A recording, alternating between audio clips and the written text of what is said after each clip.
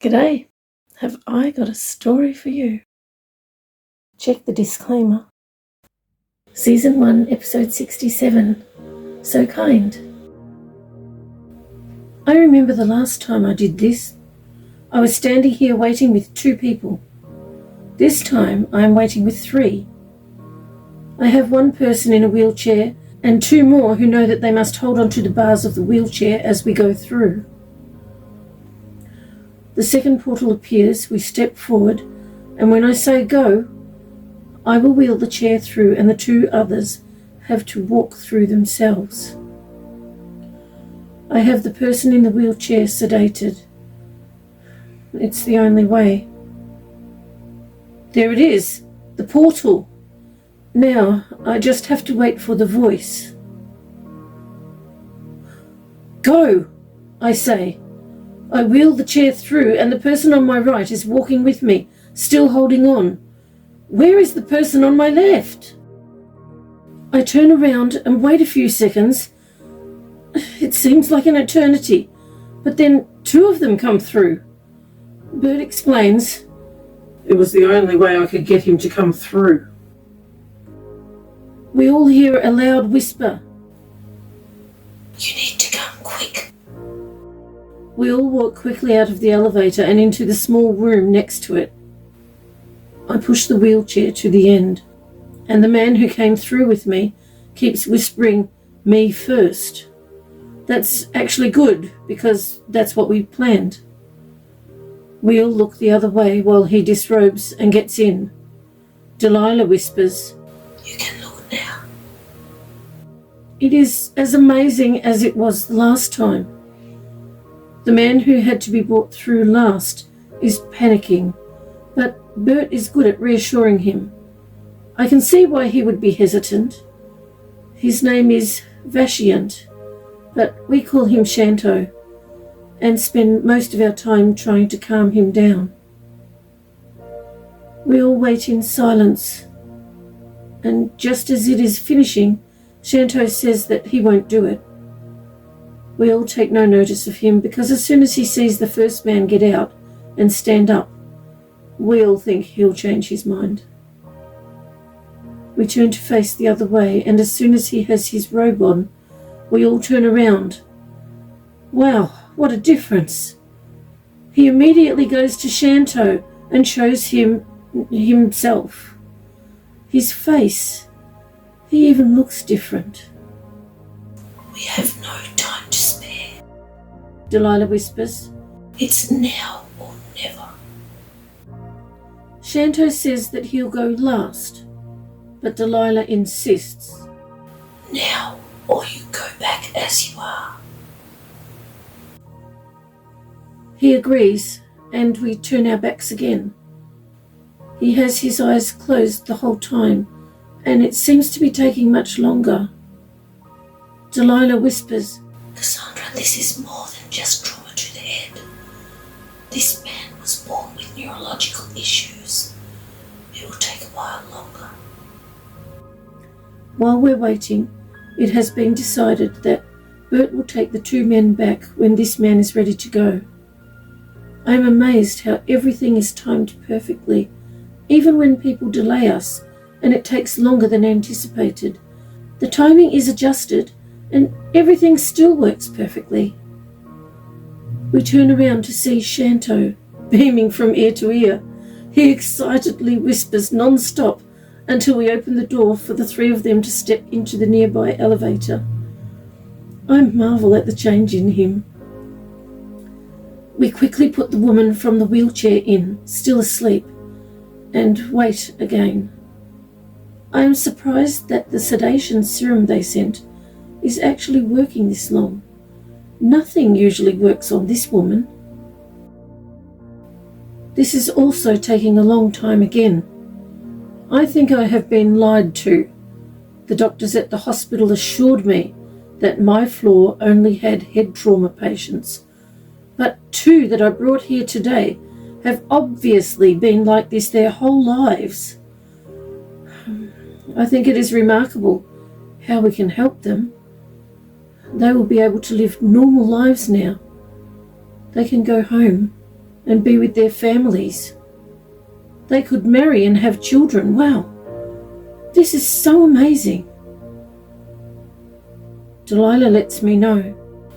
Everything has been adjusted. As long as this finishes within the next hour, there won't be a problem. What happens after that hour? I ask. We won't let it go that long, She says. We'll have to take her out early and have her come back again another time. Yes, I agree with her. Partially done and safe is better than fully done and stuck here. This is the longest I have ever seen it take. Delilah says. What happened to this woman? I was told this woman had head trauma, I explain. But I think they told me that because they wanted me to think that I was rehabilitating patients and not just looking after people who will never recover. The hour seems to go by slowly. I suppose it seems a lot longer when waiting. I wonder what would happen if we are discovered, but I know that won't happen. Whoever thought I'd be bringing people to a facility when so many just want to leave? The hour is almost up, and we decide we will need to get her out. We will leave it until the last second, though. The machine stops with 2 minutes to spare. We get her out and back in the wheelchair. Her face, it looks different. I am looking forward to seeing her wake up with all cognitive impairments gone. We're about to leave and Delilah says, More adjustments. Please wait here. Oh no, now what? I wait. And wait, the hour is up. What will I do if we are stuck here? This woman isn't exactly what I would call quiet. She yells obscenities at the top of her voice every waking moment and thrashes around, hurting everyone and breaking everything. Maybe she won't do that now. Oh, Delilah ushers us out the door and into the elevator. She whispers, Count to 20 first, then go through. I count to 20 and wait a few more seconds because I counted very fast. I step into the portal, pushing the wheelchair through. When I step out, I realise why I had to count to 20. There are people everywhere, and 2 big empty trolleys that Bert has obviously just pulled out of the way so I could exit the elevator. Dot and Flo are helping people, and Bert is getting ready to send the trolleys back. I rush over to the 3 people on the high beds on wheels, but see that each of them have already been revived and taken care of without me. Quickly, I go to see the 2 men who came back with Bert. I am in awe. It's like I'm looking at 2 miracles. They are both making sense and so happy. What a difference. Suddenly, I hear her in my thoughts, explaining everything to me. Oh my goodness, this is all so amazing. Now I know what's happening and what to do. We'll make sure everyone has a meal. Honestly, some of these people are so skinny. We tend to every wound. Fred insists on being last. He accidentally ran the trolley wheel over his toe. Oh dear. I phone and cancel the night shift staff because we will stay tonight. We make sure we find comfortable places for everyone to sleep for the night, but most of them are happy to lay on the thick carpet in the waiting area together. I decide to sit on a chair next to the woman's bed from the wheelchair. She is strapped to the bed as usual, so she won't harm herself or others when she wakes. But I am hoping those straps won't be needed now. Having access to an MM is amazing. So many people transfer their families here because word is getting around that the doctors here are the best. Frankly, the doctors here are as amazed as the patients' families. The doctors tell me to just keep doing whatever it is that I am doing to heal these patients, and they pretend that they did it. It is so funny watching them with their noses in the air, as though they've performed these miracles. A lot of money is donated to this hospital because of this, but I notice nothing has been improved on this floor. I actually haven't asked for anything. That might be why. I have everything I need here.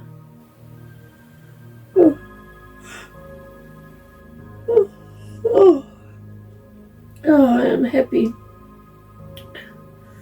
because I can continue to rescue people and save people's lives without interference. I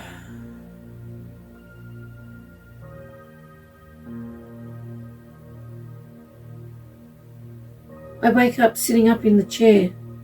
I look over at the woman in the bed. She's awake. This is the first time I have seen her awake and quiet. She's not yelling or thrashing about. She smiles at me. I smile back. I love my life.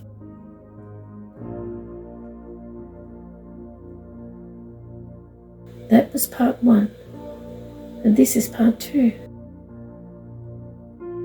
Season 1, episode 67, So Kind. Bonus extra. "G'day, mate," I say to the officer who came aboard without bothering to ask. I put out my hand. "Bazza's the name." We shake hands. "You must be new to Corella Island. It's polite to ask the captain's permission before boarding a ship round here. If you've come to wrap your laughing gear around some sangos, I'm not sure they're ready yet. It's at least an hour before the lunch rush. We have a bit of a chinwag regarding regulations and stuff, but he eventually concedes. I ask him if he would like a tour and have one of my staff show him around the place. I don't really have staff. We're all just mates, working together, you know. All except 3 of us were rescued from various places by me little mate. Yeah, I hear her in my head. I know that sounds bonkers, but it's the truth. We're known for having the best cook round and often deliver meals to lots of the people that work here. Some of us even got some work helping rebuild the huge ships docked around the place. The ship looks small in comparison, but next to the boats at the shoreline, she's a pretty good size. We drop off brekkie to those who put in an order yesterday, along with the crew who work on the ships. We bring more food at lunchtime and deliver sangos. The last time is in the evening, and we drop off hot meals. That's when we pick up those of our crew who finish their yakka for the day. We have 18 little tackers on board and 3 ankle biters. 3 of those little tackers are mine. I thought I'd never see them again. I was told they must have fallen overboard, but I knew better. I taught all 3 of them about safety on a ship before they could even talk. There's no way they fell over the side. I was right, of course, and now I got them back, thanks to me little mate. We have our own schoolroom on the ship, 2 school teachers, which is more than enough for 18 kiddywinks. By the end of today, it'll be 21. We're expecting 3 more little tackers a Savo. I'm not sure about the ages of these 3. I didn't think to ask, but assume they're school age. Makes me smile just thinking about it. Those scientists' evil plots thwarted. Yeah, rescuing 3 of those little tackers right under their schnoz. And the best part is, no one will be looking for them because they have no idea. Steffo arrived yesterday and everything's organised ready for him. I mean, all the legal stuff, you know. She just needs to add their approximate birth date. And I say approximate because most of these little tackers have no idea. Some of them were just never told, and others were born in underground tunnels with the rest of the people that those scientists call slabs and logs. Those scientist blokes treat them like they're disposable people. It's so dehumanising. Many slabs and logs they send to the thermos are diverted to a hospital in time to revive them. When they're fully recovered, lots of them need help to learn how to live here on the surface. It takes us a while to help them learn everything they need to know. There are 2 couples on board my ship waiting for these children. One couple already have a daughter, and they'll welcome the boy into their family, and the other couple will have both girls. All the other rescued little tackers fitted in easily. Not one of them has ever chucked a wobbly. They were just grateful to have nice people around them. So she'll be right. After the lunch rush, we dock at the usual little pier. This is where we receive all our newcomers. The pier has a loose board, and we wedge it from underneath. As soon as the people we're rescuing come through, we remove the wedge so the plank moves, and the portal's gone. We're real thankful that that plank hasn't been repaired. This time they'll be coming directly from the hospital, so we're ready with our pile of children's clothes for them, so they look like they fit in, you know, just in case someone comes on board at the time. But so far, that hasn't happened. The lunch rush has ended, and our arvos are fairly quiet. The children are still in school until 3 p.m, and Cook, along with those who help her, are preparing food they'll cook for dinner. This is usually when I take me break, but not today. I keep an eye out for anything out of the ordinary. Blimey! I was just about to get ready for their arrival, and I noticed that bloke, the one from this morning, headed this way. I quickly spread the word, letting everyone know, and we all get into position. We were organised in case something like this happened. The bloke asks permission to come on board this time, and I ask him a few questions first. It's a great way to stall for time. He wants a gander at the IDs of everyone on board. This often happens when a new bloke arrives. So I answer, "No worries, mate. It'll take me a minute or 2 to get them all. Do you want to see the cruise papers who are working on Corella Island? Not sure if I've got those here.